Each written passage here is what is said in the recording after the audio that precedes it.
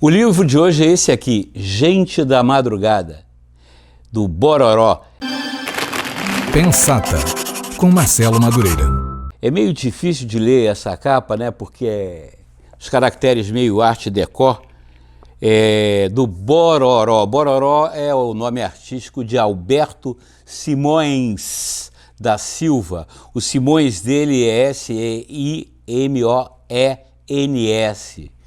O Alberto de Castro Simões da Silva, ele nasceu aqui no Rio de Janeiro, em Botafogo, em cima ali do túnel Real Grandeza, aquele túnel velho, né, em 1898 e morreu em 1986, portanto com 88 anos de idade.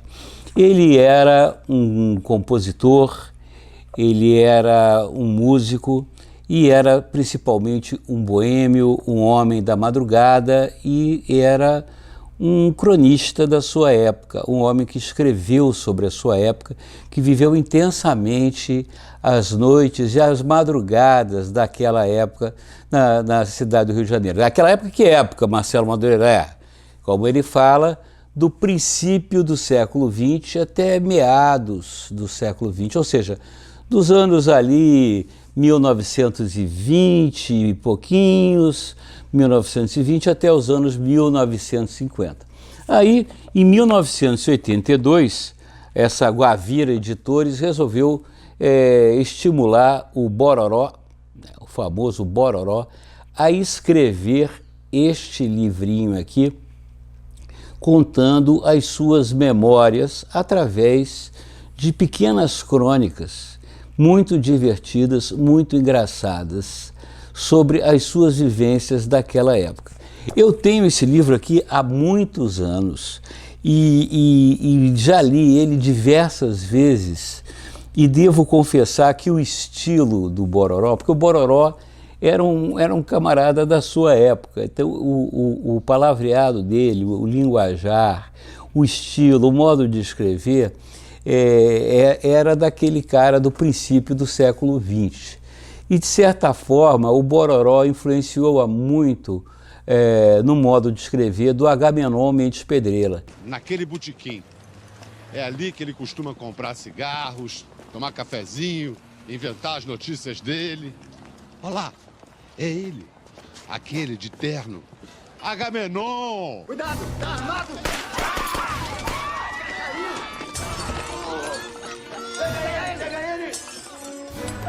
Aquele personagem que o Hubert e eu mantemos já há quase 40 anos. Nós escrevemos no Globo durante 25 anos e atualmente publicamos no Antagonista, né, o Agamenon Mendes Pedreira, que inclusive já teve um filme, né, em que o Marcelo Adnet era o Agamenon enquanto jovem e o Hubert era o Agamenon enquanto velho. E eu fazia o Dr. Jacinto Leite aqui no Rego, que era o personal psicoproctologista do Agamenon. Agamenon é um velho jornalista, né, um homem de imprensa que viveu todos os grandes acontecimentos da humanidade e que sempre morou num Dodge Dart 73 enferrujado. Tem vários livros publicados do Agamenon, inclusive, se vocês procurarem nos sebos, na estante virtual, vocês vão certamente encontrar. Publicamos 3 ou 4 livros. Modestamente, devo admitir que o Agamenon Mendes Pedreira, as crônicas do Agamenon Mendes Pedreira, são uma das melhores coisas de humor escrito no Brasil no século XX e XXI, né, ombro a ombro lá com o Stanislau Ponte Preta, com os grandes cronistas de humor, né, de todos os tempos, modestamente, claro. O Bororó influenciou muito o estilo do Agamenon, nesse jeito que ele sempre esse jeito que ele sempre teve gongórico de escrever, assim, cheio de firulas, né? Cheio de ornamentos, né? Uma coisa meio rococó, meio antiquada, mas que eu acho engraçada e cheia de charme. O curioso das lembranças do rococó é que ele conta de uma cidade do Rio de Janeiro que não existe mais. O Rio de Janeiro, aliás, que é uma cidade que já teve grandes cronistas, né? Grandes cronistas. João do Rio, Humberto de Campos foi um grande cronista do Rio de Janeiro, mas não só do Rio de Janeiro, mas o Rio de Janeiro foi uma cidade cantada em prosa e verso por grandes escritores, por grandes compositores, principalmente porque era uma cidade encantadora.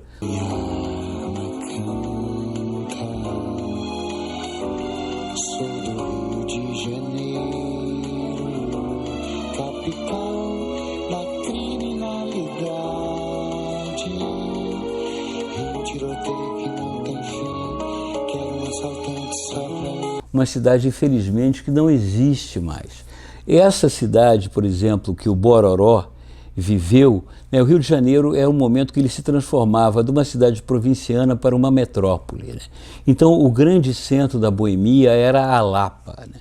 Na Lapa é que a noite fervilhava, né? Tinha os grandes cabarés, né?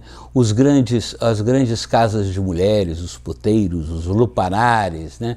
Onde estavam os grandes rufiões, os grandes malandros, as grandes cafetinas, os grandes jogadores de sinuca. Era toda uma fauna, né, que vivia lá à noite. A noite não terminava nunca na Lapa, e depois ela veio se transmutando e se mudando também para outros lugares do Rio de Janeiro, para outros cantos do Rio de Janeiro, mas a Lapa realmente, até o final dos anos 50, ela centralizava, né, o que havia de boemia no Rio de Janeiro. E não aquela boemia high life, né, como se dizia, da alta, era aquela boemia mais bafom, aquela boemia mais do pessoal classe média baixa, classe média, ou mesmo do populacho, das pessoas pobres, né, mas que tinham aquela vida noturna. Era uma época, inclusive, que não havia tanta repressão às drogas, né?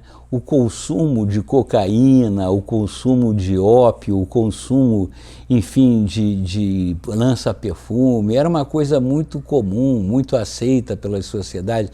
As orgias, os bacanais. E também, como o Bororó era uma pessoa assim, de fácil trânsito na sociedade, ele aqui no livro dele, ele descreve e fala de famílias importantes e tradicionais da cidade, da sociedade do Rio de Janeiro da época e até ainda hoje. Tem um caso escabrosíssimo aqui, por exemplo, do jornalista, o fundador, o filho do fundador do Globo, quem fundou o Globo foi Irineu Marinho, né? Mas faleceu muito cedo e o doutor Roberto Marinho, seu filho, assumiu o jornal. O Roberto Marinho, na sua juventude, era um playboy, né? E ele era amigo, parceiro de farra do Bororó, que era o farrista.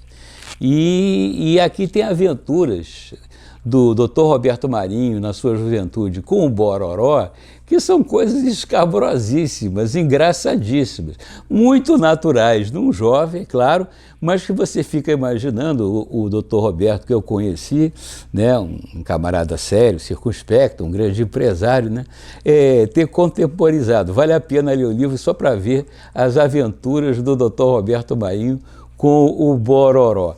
Mas, fora isso, outros grandes personagens desse livro são figuras importantes da sociedade carioca lá dos anos 20, anos 30, 40, 50, né, em que o Bororó viveu grandes, como se diria, patuscadas, né, grandes surubas, grandes aventuras, não só sexuais, mas de todas as espécies de transgressões e tal, de namoros, coisas que eram muito divertidas. Esses livros de memórias, eles são legais porque eles não são muito autocentrados, né? Não relatam a vida de uma figura só. Eles são, na verdade, o retrato de uma época. São retratos, assim, são um panorama de uma época que foi vivida. Quem, para mim, é um mestre nesse assunto é o grande Rui Castro, né? O Rui Castro escreve com muita propriedade, muito bem sobre o Rio de Janeiro na sua época de ouro, mas esse livro do Bororó eu acho precioso, não só pelo Bororó ter sido um protagonista dessas histórias todas, como também pelo estilo muito peculiar que ele tinha ao escrever. Por isso mesmo eu vou tomar a ousadia de ler aqui uma das crônicas do Bororó, que eu acho que mostra bem qual é o estilo no livro e que eu acho que é particularmente engraçada e verdadeira.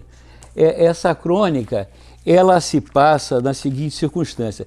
Naquele tempo, eles eram todos jovens e tal, e todo o dinheiro que eles tinham gastavam com bebida, com mulheres, com todas as coisas proibidas, né? A vida era toda uma farra, né? Paris, Rio de Janeiro era uma festa.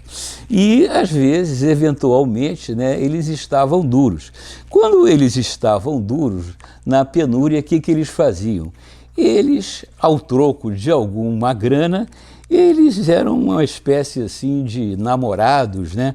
Temporários ou mesmo uma espécie de garotos de programa de algumas viúvas portuguesas dessas que estavam lá na saudade. Essa é a história que eu vou ler aqui do meu querido e saudoso Bororó.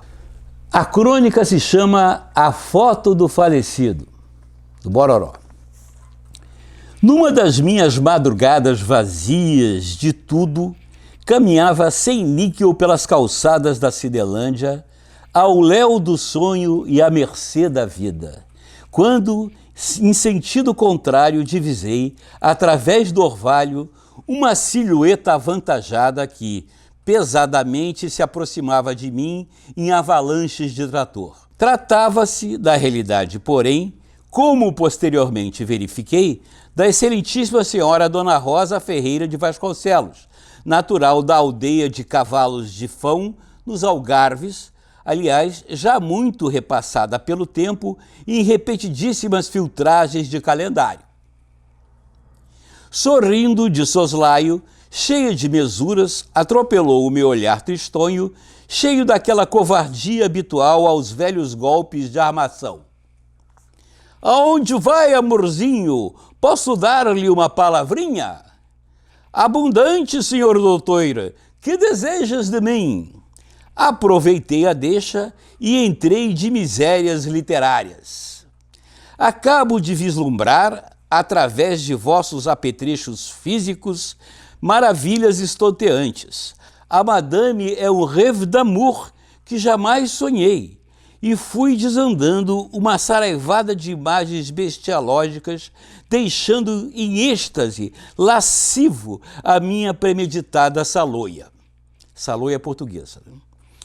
Vossa Excelência é poeta? Perguntou a portuguesa. Numa rasgada de modéstia, respondi-lhe de pronto. Poeta propriamente não, mas sempre rimei as mulheres em bom camoniano, piscando-lhe um olho a piloto para avivar-lhe a imagem do vate. O doutor está sentindo algum fenômeno no olho?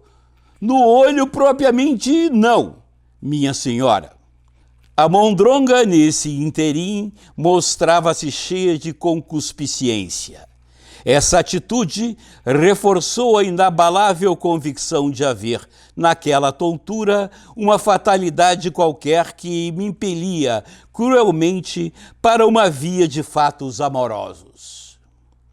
Entre lamúrias saudosas do velho Portugal, contou-me a sua vida inteirinha, enviuvara há 2 anos e dizia-me chorando em plena rua. Sou uma rapariga muito honesta, por aqui, passando a mão pelo local do adultério. Sou o finado Antônio, meu marido, olhando para o céu, benzendo-se. Que o senhor de Matosinhos o tenha em bom lugar. Diante de tal cena, sentimentalizei-me, mimando-a com palavras confortadoras. Dona Rosa, Deus é camarada. A senhora ainda é bem moça e bonita. Na certa deve arranjar um bom casamento. No meio dos seus patrícios vascaínos e outras formas convencionais, já muito esbanjadas na velha praxe do consolo. Arregalando-me os olhos, respondeu-me rosnando num gaguejo ofendidíssimo, acompanhado de bruto aceno. Caseiro com quem? Chateadíssimo por essa agressão emocional, tentei despedir-me. Perdoe, senhor doutor, eu sofro de irritação biológica. Por favor, faço questão que venhas à minha casa conversar um pouquinho. Nessa altura, para evitar a curiosidade popular, aceitei o convite e me embarafustei pelos aposentos da fidelíssima matrona lusitana. Mal fechou a porta, de mansinho, olhou-me com ternura, passando a mão calosa no meu queixo para exalar aquele bafo de bacalhau a gomes de sá na minha cara. Meu moreno simpático! Uma tremedeira afrodisíaca tomou logo de assalto a minha coluna vertebral, pondo-me à vontade para dar largas à minha luxúria. Preparei o instrumental do flagelo e tomei posição para marretar. Ô doutor, antes do coito, faz-me o favor de despertar o colete. Entrei de joelhos e aliviei o cordame. Que horrível episódio contemplei do desmantelo daquelas carnes balofas. Que suplício, quanta humilhação para um boêmio sonhador sujeitar-se por necessidade a certos refugos carnais. Era um rotundo bojo transmontano com brejeirice de fosse maigre. Depois de competente banho de assento, vestiu uma camiseta de jersey e, cantando a severa, aos pulinhos, deixava à mostra a floresta crespa em desalinho. Quando osculei sua carcaça hercúlea, passou a mão pela cabeça entre berreiros e soluçantes arquejos para dizer-me com ares de virgem: Doutor, estou a sentir uma embulação pelo corpo e pela cabeça. Que será? Respondi-lhe em movimentos de catch as catch can que o enxergão de arames da cama ainda emprestara maior amplitude. É natural, Dona Rosa. Há quanto tempo em jejum, né? Ainda não tínhamos iniciado o prélio. Apenas me acomodava na ajustagem das suas ondas adiposas no molejo baiano. De súbito desfez a manobra do tálamo e, com cara de nojo, deu uma cusparada entre os dentes na parede, brandando. Eu jurei respeitar a santa memória do Antônio. Isso nunca. Sai de cima, maroto. E as lágrimas jorraram abundantes, num jorrilho de lamentações. Levado por um natural sentimento de piedade, que consegui sobrepor a imundície interior que me achava tomado para, diante de tal covardia, aproveitar-se de tais recordações póstumas, parei. Desisti de abusar do patético, enxovalhando um defunto com os meus pensamentos caprinos. Acalmei-a, pedindo desculpas, enquanto vestia as minhas cuecas. Amor de que pede desculpas, doutor? Dona Rosa, já é tarde, preciso retirar-me. Aí, o seu enorme boqueirão, numa sucção à moda do Porto, deu um escandaloso chupão no pescoço, alterando toda a reta sanguínea da carótida. Não, doutor, fica saudado do meu marido, coitadinho. Morreu chamando-me o nome. E continuava com a cara encharcada a desafiar recordações agarrada a meu pescoço. Que tragédia, que coisa inacreditável. Doutor, eu faço questão que mire a foto do falecido. Respondi-lhe que em absoluto desejava vê-lo e que ela respeitasse a sua alma. Quais alma, quais nada, doutor, é absolvição para minha matéria. Compreendi o golpe da galega. Ela queria, mas da base da religião.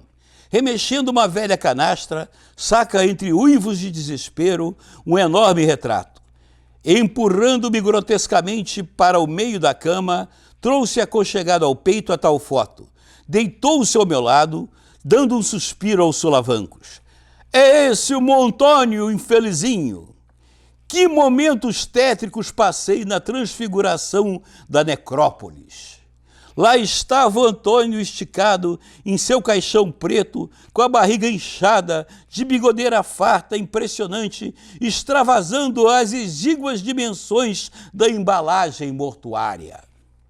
Virei o rosto atordoado para aquele quadro pavoroso, não podendo me livrar de uma acusação tremenda. Tive a impressão de ouvir a voz do Antônio, que do além-túmulo, de punhos cerrados, gesticulava aos berros. Larga rosa, gigolote vagabundo! Vai trabalhar, seu chacaneta! Emudeci quando ouvi a voz dela. Venha pra tua Rosinha, seu caboclinho bororó, que já rezei 3 ave-marias para ele. Toda feliz pela descarga de seus instintos pecaminosos, colocou a tal foto na mesinha de cabeceira a meu lado, resfolegando. Caso inédito de um flagrante de adultério espiritual. Não vi mais nada. Pulei da cama como um louco, vestindo-me de qualquer maneira pelo corredor às escuras, até alcançar a rua. Às 4 horas da madrugada, a rua Senador Dantas estava deserta. Só a sombra macabra de Antônio Pereira de Vasconcelos me perseguia. Rigorosamente verdadeiro. Isso é Bororó. Não percam. E não deixem de assinar o meu canal, de mandar seus comentários, dar o like, me perseguir nas redes sociais e até o próximo Pensata. Um beijo, um queijo, tchau.